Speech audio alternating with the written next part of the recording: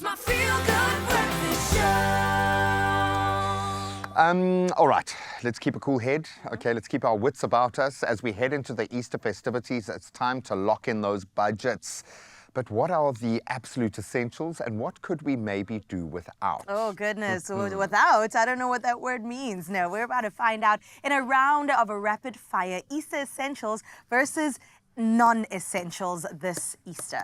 Wow. I don't know what that means Can we call it either. an addition? Because this feels like it's an addition. It needs to be a whole thing, okay?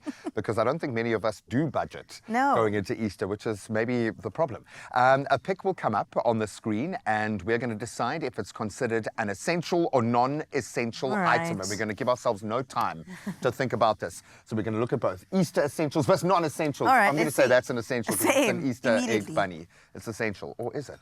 Okay, so let's see if you guys agree with us. Let's bring up our first essential, non-essential. Dun, dun, dun. Oh, that is the first one. Okay, so our first one is the chocolate Easter egg bunny. Essential. It has to be essential, at least one. At least. And that's our plan, is to kind of maybe go less is more this Easter and really give good quality, something they'll enjoy. But I think it's essential. You get one big one and then maybe just like a handful of small ones. That's it. That's all I'm saying. That's it. Just step away. Okay, so we think it's essential, but you can argue with us if you want. Let's bring up our next essential, non-essential and see what it looks like. Oh, Marshies. Oh, that's tough. Look, there's layers to this game, okay? And when you talk about what are essential eggs, I think you can distill it down into hen's eggs and marshmallow eggs. It's generally where the world is divided, like southern and northern hemisphere kind of things. Essential, I'm going to say, you've got to have at least some marshy eggs. I would say essential because they're also the most affordable option. Budget. Less is more. Less is Marshies more. Make the list. Okay, so I don't know if we're winning or losing the game, but we've got two essentials so far. Let's bring up our next. Essential. Of course, an essential. Gray, have I not convinced you yet that pickled fish is the way to go? I don't know. In this alternate reality, we find ourselves, apparently pickled fish are essential. I'm going to say for me, it's not a deal breaker. I'm not going to leave my mommy's house if she hasn't served me the pickled fish will be leaving. over Easter. Okay, now watch my mom, just being her, is going to serve me only pickled fish on Easter. I'm going to say non-essential. You say essential. Absolute essential. Why? Because it's not Easter without pickled fish. I'm going to my mom's house specifically, also to see her, but for pickled fish. Specifically that, actually. Sorry, mommy. Sorry. Let's take a look at the next one. It's got to be essential, and I've eaten so many of them. Oh my word! My new thing is with marmalade on top. Oh, interesting. I know. Oh, this is my senior era, so I like my marmalade. Okay. A cup of tea. You drink it out the saucer too. Ding, ding, ding. Okay, but I think it's essential. I mean, how can you not have hot cross buns on Easter? Come on. Okay, I would agree. essential. I don't think I've had a non-essential yet. Oh, I hope they better put something that we really don't need. Okay, let's bring up the next one and have a look. So I think Easter is essential because we need these sweet treats. We've got to put them in their place and enjoy them. I would agree with that, absolutely.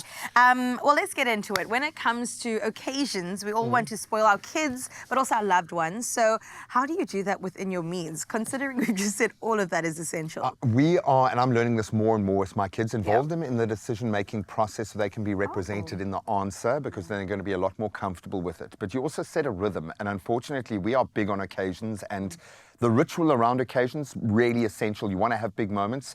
The fallout for chocolate, not so much. So for me, let them decide how much is too much and work through that with them, I think. Okay, let me put this to you. What advice do you have for your younger self when it comes to identifying the essentials versus non-essentials? Because maybe the younger self has got advice for the older self, because I don't know if you've learned any new valuable lessons judging by your voting. What would you say? I don't think I have learned anything. No, I don't think I learned anything. No, when it comes to budgeting over Easter, I do think it's absolutely necessary to spend money on, I would say, your loved ones and not necessarily splurging on a holiday in the middle of the year. Or I don't think that's important. Or things or like colleagues, anybody outside of your periphery, not you, Gray. I don't think that's very important at all. But because Easter is such a significant holiday for me and for my family, traditionally, spiritually, all of that, I would put some sort of money behind it. But but not necessarily my life's earnings. And these moments do matter. When you look Yeah. back at your younger self's core memories, it's generally around moments like Yeah. this. It's around the Easter egg hunt. It's around the reward of finding that Easter egg that you never thought, seeing the bunny that was so big that you just didn't believe you could eat it all, and you did. There are so many magical moments woven in. I think this is a time to kind of have that kind of balance. But I'm with you. I think your younger self would have loved Easter this year. It's going to be an indulgent one. huge. And now that we've established our list of essential versus not so many non-essential items, here's a game plan to help you stick to your budget with a little info courtesy of Absa. So from a budget perspective, set a realistic Easter budget. Think about it beforehand, prioritize those essential expenses, plan ahead, That's a and big then one. steer clear of impulse buys to stay financially on track. I'm trying. I think can the do it. planning ahead is absolutely important. Also to shop smart by seeking out deals. I love a deal, comparing prices and buying in bulk to make sure that the Easter budget can actually go a little bit further than April. I think that's how the Marshy eggs got in the game. They were like, oh, we're Yeah. going bulk, okay? Then you can monitor your spending. Monitor as you go. Just keep checking in and monitor closely. You can use mobile apps. There's some great budgeting tools. So stay within your lane, within that budget, and keep your finances on track. And I think at the end of the day, let's focus on what truly matters at the end. Focus on creating lasting memories with loved ones by prioritizing quality time and enjoying low cost or even free Easter activities over lavish spending. I'll take that one. I'll take that and that's one. why she gets her mommy to make the pickled fish and she doesn't make it herself. Now you can shop without worrying, and it's even more stress-free for Absa customers as they earn up to 30% real cash, actual money back, depending on your rewards tier at the specific retailer. So for more information, I really do suggest you check out absa.co.za.